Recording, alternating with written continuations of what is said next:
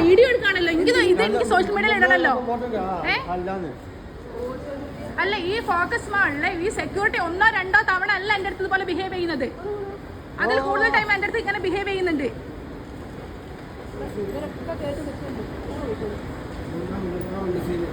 സീനൊന്നുമില്ല. ഞാൻ ഇവിടെ ഫീഡ് ചെയ്യാൻ വേണ്ടിയിട്ട് ഇവരുടെ അടുത്ത് ഞാൻ ചോദിച്ചു. ഇതേ സെയിം സിറ്റുവേഷനിൽ ഒരു 1 ടൈം അവരുടെ അടുത്ത് ഞാൻ ചോദിച്ചപ്പോൾ അവരെന്നെ പ്രെയർ റൂമിൽ നിന്ന് അവിടെ നിന്ന് പോകാൻ വേണ്ടി പറഞ്ഞു. ഇപ്പം ഞാൻ ഫീഡിംഗ് റൂം ഓരോരുത്ത് ഞാൻ നല്ല രീതിക്ക് ഞാൻ അവരോട് ചോദിച്ചപ്പോൾ എൻ്റെ അടുത്ത് പറയാണ് ഇപ്പം ഫീഡിംഗ് റൂം ഇല്ല, വേറെ സ്ഥലമാണ് ഇപ്പോൾ ഉള്ളതെന്ന്. Feeding room already close ചെയ്തിട്ടതാണെന്ന്.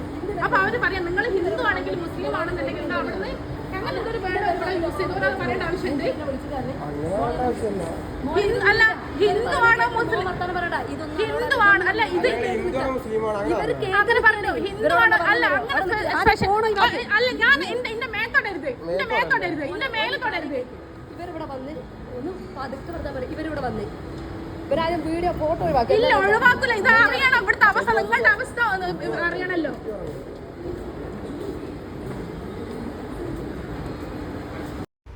Kozhikode focus മാളിലെ അവിടുത്തെ സെക്യൂരിറ്റി ആയിട്ടുണ്ടായിട്ടുള്ളൊരു ബാഡ് സിറ്റുവേഷനാണ് ഞാൻ നിങ്ങളുടെ അടുത്ത് ഷെയർ ചെയ്യുന്നത്. കഴിഞ്ഞ മാസം ഏതാ ഡേറ്റ് എന്ന് എനിക്ക് ഓർമ്മയില്ല. ഇതേ സെക്യൂരിറ്റിൻ്റെ അടുത്ത് നിന്ന് എനിക്ക് ഇതേ സെയിം അവസ്ഥ തന്നെ എനിക്ക് ഉണ്ടായിട്ടുണ്ട്. അന്ന് പ്രെയർ റൂമിൽ നിന്നാണ് ഈ സംഭവം ഉണ്ടായത് എന്ന് മാത്രം. അവരെൻ്റെ അടുത്ത് ഇതേപോലെ ഞാൻ അവിടെ നിന്ന് ഫീഡ് ചെയ്തുകൊണ്ടിരിക്കുമ്പം ഇവിടുന്ന് ഫീഡ് ചെയ്യാൻ പറ്റില്ല, നിങ്ങൾ എഴുതി വെച്ചത് കണ്ടില്ലേ, ഇവിടുന്ന് ഇപ്പോൾ എണീറ്റ് പോകണമെന്ന് പറഞ്ഞപ്പോൾ ഞാൻ അവരുടെ അടുത്ത് പറഞ്ഞ് കരഞ്ഞുകൊണ്ടിരിക്കുന്ന കുട്ടീൻ്റെത് ഇനിയിപ്പോൾ ഏതായാലും ഫീഡ് ചെയ്യാതെ എനിക്ക് ഇവിടുന്ന് എണീക്കാൻ പറ്റില്ല. ഇനിയൊരു സിറ്റുവേഷൻ ഉണ്ടാവുകയാണെങ്കിൽ നിങ്ങൾ പറയുന്ന ഫീഡിങ് റൂമിലേക്ക് ഞാൻ പോയിക്കോളാം, ഇപ്പം ഞാൻ എന്തായാലും ഇവിടുന്ന് ഫീഡ് ചെയ്യുമെന്ന് ഞാൻ പറഞ്ഞു.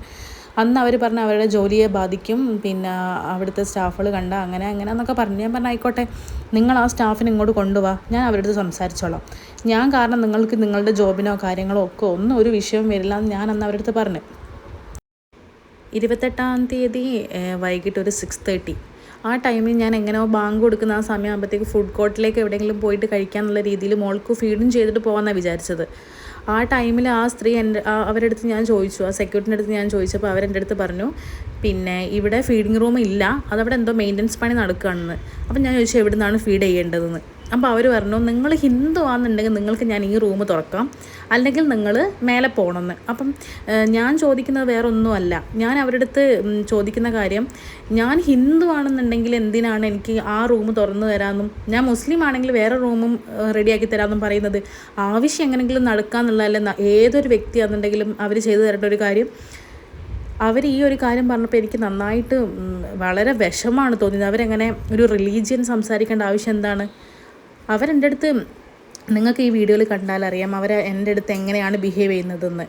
ഇവിടെയുള്ള ബാക്കിയുള്ള സെക്യൂരിറ്റീസൊക്കെ എൻ്റെ അടുത്ത് ഇങ്ങനെ കൺവിൻസ് ചെയ്യുന്നുണ്ട് നിങ്ങളൊരു പ്രോബ്ലം ഉണ്ടാക്കരുത്, വീഡിയോ എടുക്കരുത് എന്നൊക്കെ. പക്ഷേ ഇത് സമൂഹം അറിയണ്ടേ, ഫോക്കസ് മാളിൽ ഇങ്ങനെ ഒരു അവസ്ഥ ഉണ്ട് എന്നുള്ളത് മറ്റുള്ളവർ അറിയണ്ടേ.